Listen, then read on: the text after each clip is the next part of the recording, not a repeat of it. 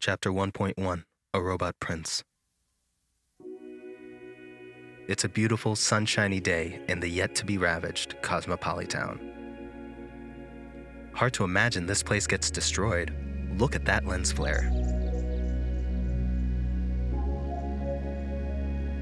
High up on the rooftop of one of Cosmopolitan's many skyscrapers, Aedan leans on the railing of her terrace. The patio garden is super cute. A couple of little flower beds, some baby trees, a little bench. An idyllic, tranquil space for a cute couple trying to make it in the big city. Aedan walks inside to talk to Ignacio, who's building something on the living room floor.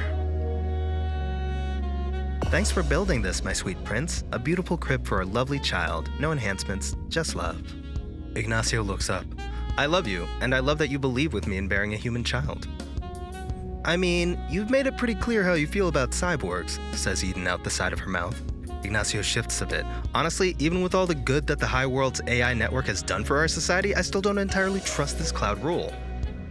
Aedan chimes in. I see where you're coming from, but also realize what we could be missing out on. Infinite knowledge compiled from every moment of human history, longer life expectancy. Ignacio stops working, suddenly fuming.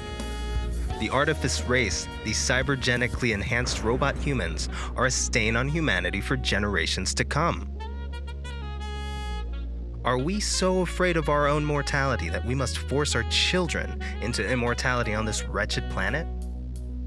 Aedan's voice is calm.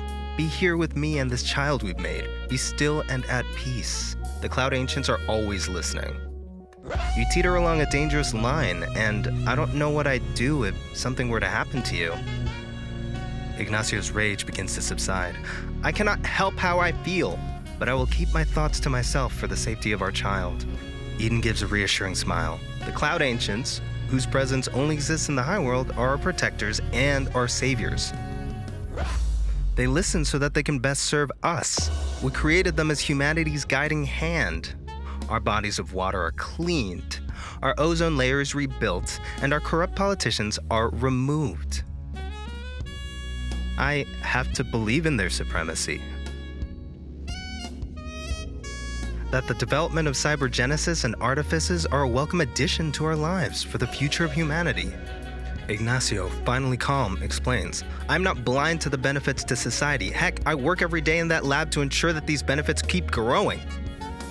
The issue is that we have no choice. How we're born dictates how we live, and we no longer control death. Humans and cyborgs might coexist now, but what happens after this technology is the only norm. As the ancients continue to amass information and power, they may seek to control humans. I'm afraid. And you should be too. On that dreary note, Aedan and Ignacio continue about their day with a heavy silence.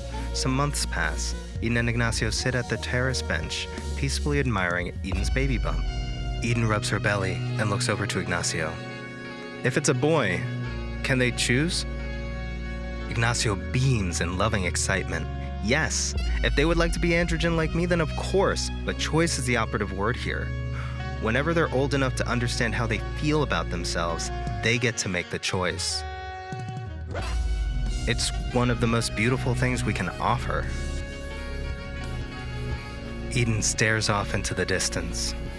The one thing we must hold on to.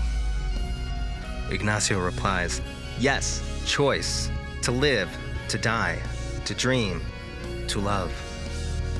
Ignacio gets up from the bench, down on one knee. Will you marry me? The newly engaged couple gaze into the sunset, with life and love abound.